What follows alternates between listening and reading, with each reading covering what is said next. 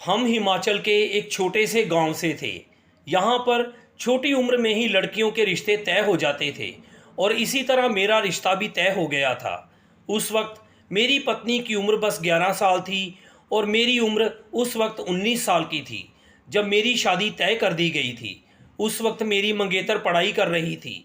उसके माँ बाप खेत में खेती कर रहे थे, तभी उनके ऊपर बिजली गिरने से उन दोनों की मौत हो गई। जैसा कि हम दोनों की बचपन में ही मंगनी हो गई थी, उनके रिश्तेदार और उनके गांव वालों ने रश्मि को हमें सौंप दिया था। तब से रश्मि हमारे घर में रहती थी और मैं उससे बहुत प्रेम से बात करता था। रश्मि को भी पता था कि मेरी मंगनी साकेत से तय हुई है और अब मेरे मम्मी पापा नहीं हैं तो मुझे इसी घर में रहना पड़ेगा। तब से ही रश्मि हमारे घर में रह रही थी। मेरे मम्मी पापा रश्मि को बहुत प्यार से रखते थे, कभी माँ बाप की कमी महसूस ना होने दी। मैं भी उससे बहुत प्यार से बात करता था। ये भी हमारे घर में एकदम घुल मिल गई थी। जब रश्मि 15 साल की हुई तो मम्मी पापा ने मेरी शादी रश्मि से करवा दी। उसका दिमाग अभी बचपन में ही था। जब मेरी शादी रश्मि से हो गई तो वह अपने कमरे की बजाय आज मेरे कमरे में आकर बैठी थी, जबकि मम्मी पापा ने शर्त रखी थी कि जब तक रश्मि 18 साल की नहीं हो जाती तो तुम रश्मि के कमरे में नहीं जा सकते। मुझे भी रश्मि की फिक्र थी। उसी दिन जब शादी हुई माँ ने उसे मेरे कमरे में नहीं भेजा था, लेकिन ना जाने क्यों रश्मि के दिमाग में क्या चल रहा था, मेरी धर्मपत्नी मेरे पास आकर बैठ गई और कहने लगी, हमारी शादी हुई है, आज तो मुझे आप अपने कमरे में क्यों नहीं लेकर आए। दुल्हन तो शादी के बाद अपने कमरे में चली जाती है ना, तो फिर आप क्यों नहीं लेकर आए अपने कमरे में। मुझे आपकी माँ ने मेरे कमरे में वापस क्यों भेज दिया। वह मुस्कुराते हुए ये बात कह रही थी। मैं उसकी बात सुनकर कहने लगा, मेरी जान, अभी तो सिर्फ तुमसे शादी हुई है, अभी हमारा गवन बाकी है और जब विदाई होगी ना तब तुम मेरे कमरे में आ जाओगी। मैं उसे समझाने वाले अंदाज में मुस्कुरा रहा था, लेकिन वह कहने लगी, लेकिन अब तो मैं तुम्हारी पत्नी हूँ और आपने सातों वचन लिए हैं कि आप मेरा साथ कभी नहीं छोड़ेंगे, लेकिन तुम तो शादी के बाद ही अपने कमरे में सो रहे हो, वह भी अकेले और मैं भी अकेले। मैं भी अपना वचन पूरा करूंगी। मुझे हर हाल में अब अपने पति के साथ रहना है, तो आप मुझे बाहर नहीं भेज सकते। मुझे अकेले वहाँ बहुत डर लगता है। मैंने कहा, मेरी जान देख लो, बहुत बड़ी गलती कर रही हो तुम। अगर मेरे कमरे में सो जाओगी और फिर मैं तुम्हारे साथ कुछ करूँगा तो तुम उसे बर्दाश्त कभी नहीं कर पाओगी। उसने कहा, मैं बर्दाश्त कर लूँगी सब कुछ, लेकिन आपके कमरे में ही रहना है। वैसे तो मेरी सहेलियाँ कहती हैं कि शादी के बाद दुल्हन को अपने पति के कमरे में रहना होता है, और वैसे भी आज हमारी सुहागरात है ना, तो हम एक साथ क्यों नहीं सो सकते। आप जल्दी से उठिए ना। वह ये सब बातें मुस्कुराते हुए कह रही थी। एक पल के लिए उसकी बात सुनकर मेरा दिमाग घूम गया। मैं कहने लगा, तुम कैसी फालतू बातें कर रही हो, तुम्हारी सहेलियां तुम्हें कैसी बेकार बातें बताती हैं। वह कहने लगी, मतलब क्या है आपका, मेरी बातों को फालतू बोल रहे हो, मेरी सहेलियों को उल्टी सीधी बातें बोल रहे हो, शर्म नहीं आती आपको। मैंने कहा, जाकर सो जाओ आराम से, दिमाग खराब मत करो मेरा। उसकी ये बात सुनकर मुझे बहुत अजीब लगा और गुस्सा भी आया कि वह ऐसी बातें कर रही है। मैंने तो हमेशा उसे मासूम समझा था, लेकिन जिस अंदाज में वह उस वक्त बात कर रही थी, मेरा दिमाग सच में घूम गया था। मैंने अपने ऊपर से कंबल हटाकर दूर फेंका, कंधों से पकड़कर उसे बेड पर बिठाते हुए कहा, तुम्हें मना कर रहा हूँ ना इस चीज़ से, तुम्हें समझ क्यों नहीं आती।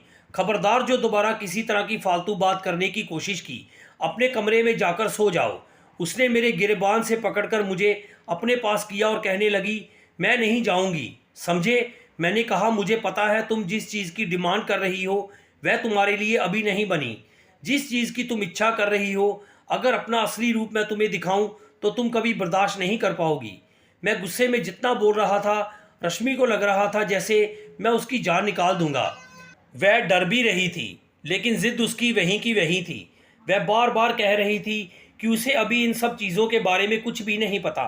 वह सिर्फ पंडित जी की बातों में आकर अपने दिमाग में बसा चुकी थी कि तुम्हें अपने पति का साया बनकर रहना होगा, लेकिन उसे क्या पता था कि अभी वह इन चीज़ों के काबिल नहीं थी। उसका ये बचपना मुझे अंदर तक हिला रहा था। वह बार बार पंडित जी की बातें याद दिला रही थी।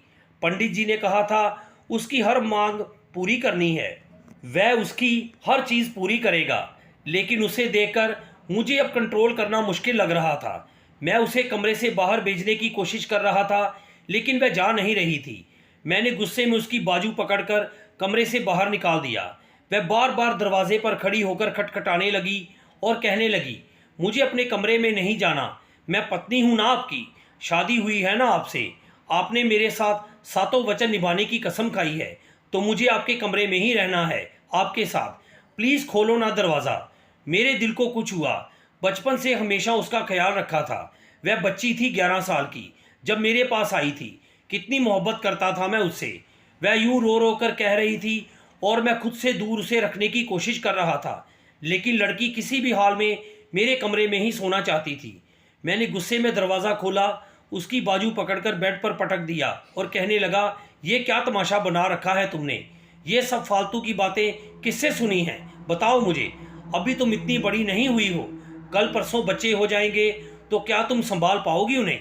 तुम अभी बहुत नासमझ हो। इसी वजह से मेरे सोए हुए जज्बात को मत जगाओ। वह कहने लगी, मुझे नहीं पता, मुझे तो सिर्फ आपके कमरे में रहना है, आपके पास सोना है, आपके साथ ही रहना है, क्योंकि मैं आपकी पत्नी हूँ। आप जानबूझकर खुद से दूर कर रहे हैं। क्या मैं अच्छी नहीं हूँ? इसी वजह से आप ऐसा कर रहे हैं। मैंने गुस्से में कहा, ठीक है, मैं बताता हूँ तुम्हें कि तुम इस रात को क्या बचपना समझकर बैठी हो। मैं ये कहकर गुस्से में उसे पीछे धक्का देकर उसके ऊपर झुक गया। उसने अपनी आंखें बंद कर ली और कहने लगी, ये क्या कर रहे हैं आप? उसने मेरे सीने पर हाथ रखकर मुझे दूर किया, लेकिन मैं दूर होने की कोशिश नहीं कर रहा था। फिर मैंने साइड में रखा लैंप बुझा दिया। पूरा कमरा अंधेरे में डूब गया और सिर्फ उसकी सिसकियां गूंज रही थी। साकेत को कुछ भी अंदाज़ा नहीं था। वह अपने सारे हक वसूल कर चुका था। जब होश आया तो साकेत उसकी तरफ देख रहा था। वह रो रही थी। उसकी तरफ देखकर साकेत कहने लगा, क्या हो गया? हर चीज़ की तो खुद ही इच्छा कर रही थी ना तुम। अब ये रोना धोना क्यों मचा रखा है? यही होती है असली सुहागरात, जिसकी तुम बहुत देर से इच्छा कर रही थी और मैं तुम्हें समझाने की कोशिश कर रहा था। तुम अपनी जिद पर अड़ी थी। तुम पर तो बस भूत सवार था। मुझे सुहागरात मनानी है, तो फिर रो क्यों रही हो? और ज़्यादा शोर मत बचाओ, बाहर कोई सुन लेगा तो फिर क्या मुंह दिखाओगी? वह उसे गुस्से से देखे जा रही थी। उसका रंग बिल्कुल पीला पड़ चुका था। वह धीमी आवाज़ में रो रही थी। कहने लगी, आप बहुत बुरे हो। अब मुझे आपके साथ एक कमरे में नहीं रहना। गुस्से में साकेत ने कहा, पहले तुमने मेरे सोए जज्बात जगा दिए, अब ड्रामा कर रही हो। इस कमरे में नहीं रहना। तुम्हें पंडित जी के कहे गए मंत्र और सातों वचन याद नहीं? कुछ देर पहले तो इतना बवाल कर रही थी, मुझे तुम्हारे साथ सोना है। अब पल भर में क्या हो गया? अब निभाओ सातों वचन। यही होती है शादी और सुहागरात, जिसकी तुम्हें समझ नहीं थी और तुमसे दिल लगाकर बैठा था। तो ज़्यादा आनाकानी करने की ज़रूरत नहीं है और तुम्हें इस कमरे से बाहर जाने की भी अब ज़रूरत नहीं है। अब तुम्हें इसी तरह अपने पति को हर रात खुश करना होगा। उसकी बात सुनकर वह बहुत डर गई। जब वह बाहर जाने लगी तो साकेत ने पीछे से धक्का दिया और कहने लगा, खबरदार, अगर कमरे से बाहर जाने की कोशिश भी की, तुमने खुद ही साकेत के जज्बात को जगाया था। तुम्हें तो बर्दाश्त भी करना और सहना भी पड़ेगा। वह ये सब चिल्लाकर कह रहा था और वह डर रही थी। उसने कहा, बहुत बुरे हो आप। साकेत बोला, हाँ मेरी जान, मैं बुरा ही हूँ, वह भी बहुत बड़ा। इसी वजह से मैं तुम्हें कह रहा था कि दूर रहो मुझसे, लेकिन नहीं, तुम्हें तो सुहागरात मनानी थी, तुम्हें तो मेरे पास ही सोना था। पहले तो मैं तुम्हें बच्ची समझ रहा था, क्योंकि शादी जैसे पवित्र रिश्ते में तुम मेरी पत्नी थी और हमारे बीच दूरियां थी। मैंने तुम्हें नज़र से ऐसे कभी भी नहीं देखा था, लेकिन तुम एक औरत हो और मेरी धर्म पत्नी भी हो। भला तुम मेरे सामने बैठी हो और मैं कंट्रोल कर लूँ? एक मर्द के लिए ये बहुत मुश्किल हो जाता है, अपने ऊपर कंट्रोल रखना। तुमने खुद ही मेरे जज्बात को हवा दी थी। वह बोले जा रहा था और उसे धीरे धीरे छू रहा था। वह पीछे हटने लगी और साकेत का हाथ झटक दिया। कहने लगी, मुझे हाथ भी मत लगाना और मेरे पास भी मत आना, वरना रोने लग जाऊंगी। साकेत ने कहा, तुम तो पहले से ही रो रही हो। वह उसके पास जाकर बड़ी तसल्ली से उसे देखने लगा। वह उससे दूर होने की नाकाम कोशिश कर रही थी, लेकिन ना तो वह उससे दूर हो पाई और ना ही खुद को छुड़वा पाई। हार कर उसने सिर रखकर उसके सीने पर ही सो गई। उसके मासूम चेहरे को देखकर साकेत को लगा उसके चेहरे पर दुनिया जहां की मासूमियत सजी है। वह नींद में जा चुकी थी। साकेत ने रश्मि के मुंह पर झुककर किस किया वह कभी इतने पास उसके नहीं जाना चाहता था, ना ही किसी तरह का हक वसूल करना चाहता था। पछतावा अब उसे हो रहा था। वह कम उम्र की लड़की थी और उस रात को सहने लायक नहीं थी। उसके करीब आकर साकेत को भी डर लगने लगा कि कहीं वह उससे डरने न लगे। वह हमेशा से उसे बहुत प्यार और मोहब्बत से रखता था, लेकिन अब जब वह सुहागरात मना चुका था तो डर था कि ये रात उसके दिल में साकेत के लिए नफरत पैदा न कर दे। सुबह उसकी आंख खुली तो वह वहाँ पर मौजूद नहीं थी। साकेत जल्दी से फ्रेश होकर नीचे आया। उसे डर था कि कहीं वह सब कुछ सुहागरात की बात सबको ना बता दे। उसकी मासूमियत में अभी भी बचपन था और वह कुछ भी किसी को बता सकती थी। जब वह नीचे आया तो वह टेबल पर बैठी नाश्ता कर रही थी। सभी परिवार वाले वहीं बैठे थे और माहौल में बिल्कुल चुप्पी छाई हुई थी। अखिलेश साहब कहने लगे, इस मासूम बच्ची के साथ तुम ऐसा करोगे?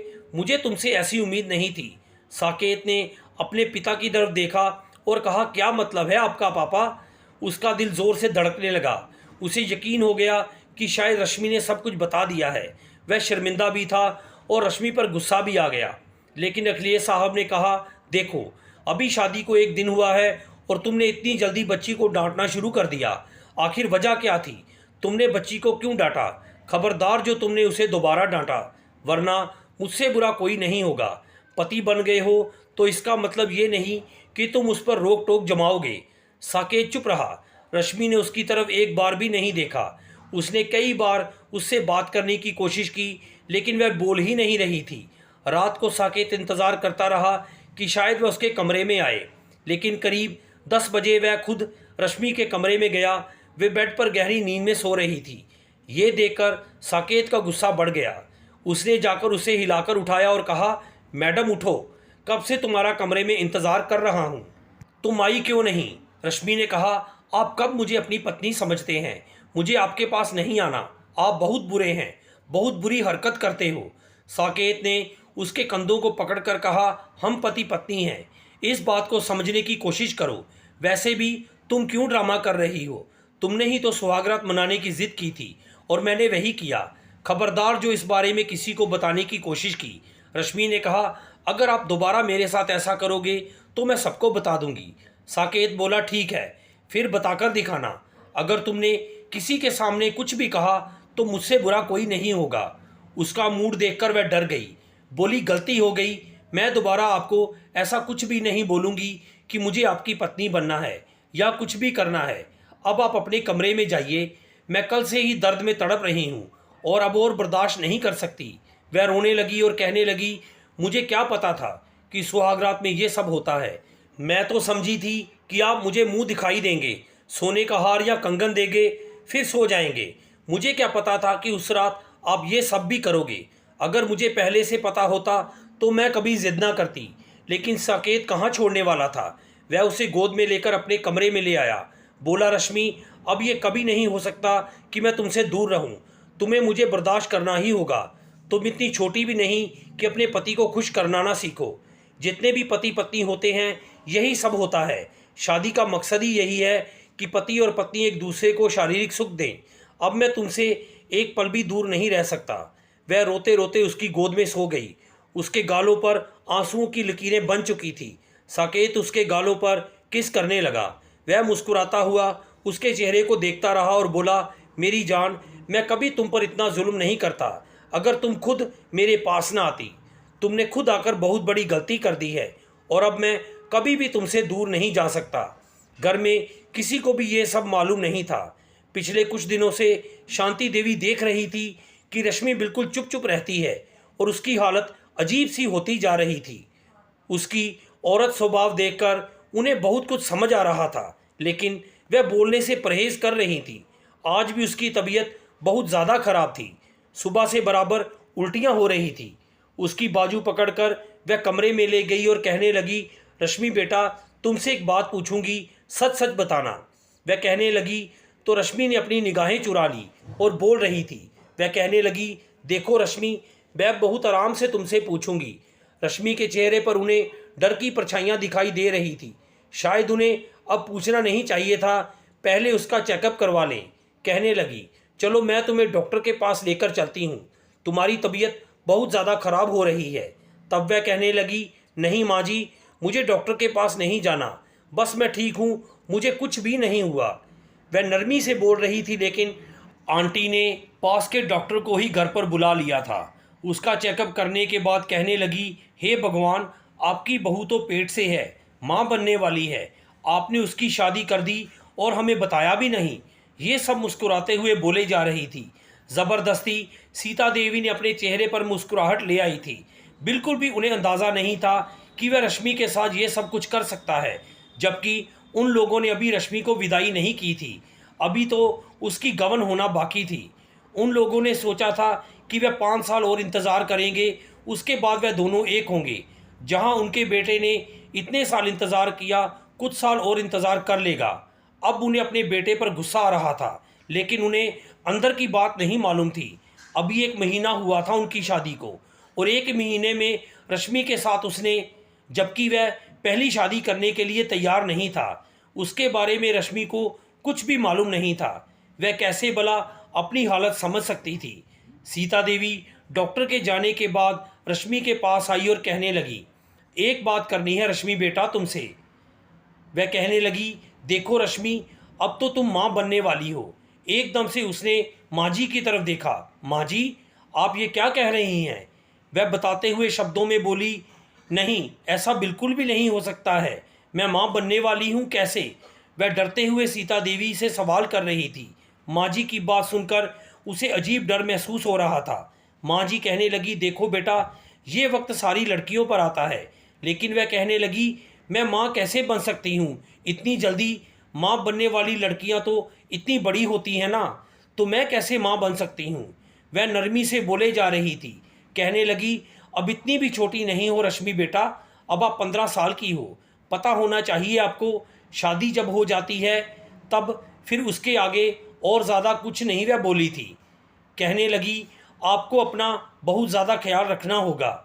जब साकेत रात को घर आया तो सीता देवी कहने लगी, साकेत, खाना खाने के बाद प्लीज़ मेरे कमरे में आकर मेरी बात सुनो। वह कहने लगा, क्या हुआ मम्मी, सब ठीक तो है ना?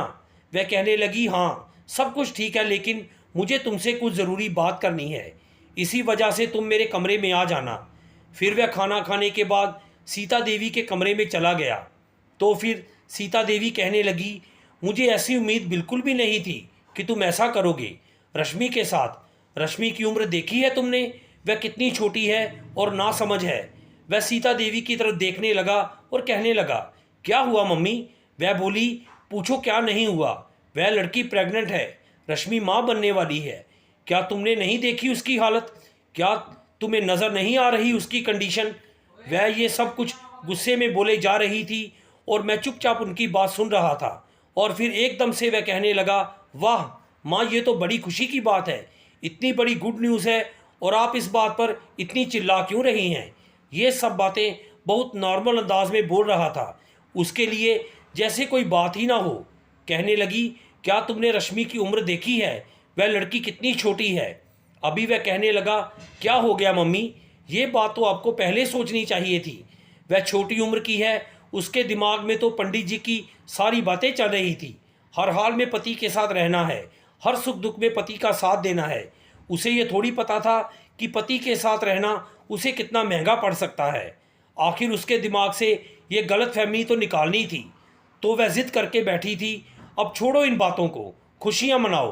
तुम माँ बाप को तो अपनी करनी होती है, बच्चों की तो सुनी नहीं होती। अब क्या रोना धोना लगा रखा है? छोटी उम्र, छोटी उम्र, अब सिर्फ खुशियाँ ही मनाई जाएंगी मम्मी। वह मेरी पत्नी है, मैंने कोई पाप थोड़ी किया है। जब मेरी धर्मपत्नी मेरे कमरे में हो, मेरे पास में हो, तो वह अपना हक मांग रही हो, तो मैं कैसे पीछे रह सकता हूँ? मैं पहले कभी उसे इन निगाहों से नहीं देखता था, लेकिन अब वह मेरी पत्नी थी, मेरे कमरे में आती थी और मेरे बेहद करीब सोती थी, तो बस उसके आगे और ज़्यादा कुछ नहीं बोला था। वह कहने लगी, फिर ठीक है, शादी तो हो चुकी है, तो हम गवन की रस्म भी कर लेते हैं, नहीं तो कल गांव वाले बिरादरी वाले हम पर हंसेंगे। बिना विदाई के बच्चा कैसे हो गया? अब मैं और ज़्यादा इंतज़ार नहीं कर सकती, नहीं तो बच्चा आने में ज़्यादा देर नहीं होगी। इससे बढ़िया कि हम पहले विदाई की रस्म कर लेते हैं। 2 दिन के बाद उन दोनों की विदाई की रस्म थी, और आज उसे खुद उसकी सास ने उसके कमरे में छोड़ा था। लेकिन रश्मि तो अब बहुत ज़्यादा डर से सिमटी रहने लगी थी। अब विदाई भी हो चुकी थी। अब तो सभी रश्मि से बहुत ही मोहब्बत करने लगे थे। साकेत को इस बात का अंदाज़ा ही नहीं हुआ था, अब तो रश्मि माँ भी बनने वाली थी। उसे इतनी बड़ी खुशखबरी देने वाली थी। उसके पैर ज़मीन पर नहीं टिक रहे थे, लेकिन वह चिड़चिड़ी सी हो गई थी। अब रश्मि अपने पास साकेत को नहीं आने देती थी, दूर दूर भागती थी। हर वक्त उसे कहती थी, मेरे पास मत आया करो, मुझसे दूर रहा करो, तुमसे डर महसूस होता है। रश्मि जो उससे मोहब्बत से बात करने वाली लड़की थी, अब उससे नफरत करने लगी थी। 9 महीने के बाद रश्मि ने एक चांद से बेटे को जन्म दिया। साकेत मुस्कुराते हुए बोला, रश्मि तुम बहुत अच्छी हो, तुमने मुझे पिता बनाया। रश्मि ने देखते हुए कहने लगी, ये हमारा बेटा है ना। साकेत की मुस्कुराहट ही गायब नहीं हो रही थी। अब रश्मि धीरे धीरे ठीक होने लगी थी, लेकिन वक्त के साथ वह बदलने भी लगी थी। जैसे जैसे वह बड़ी होती गई, उसकी मोहब्बत का एहसास साकेत को होने लगा था। मैं खुद को बड़ी किस्मत वाली समझने लगी थी कि उसको उसका पति बहुत ही अच्छा मिला था। उसके 8 साल के बाद उसने एक बेटी को जन्म दिया। उनके घर में खुशियां दुगनी हो गई थी।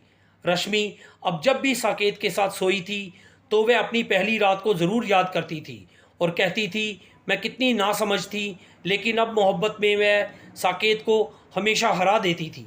साकेत उसे बहुत प्यार करता था और वह भी साकेत को बहुत चाहती थी। इस तरह हुई थी उनकी प्रेम कहानी की शुरुआत।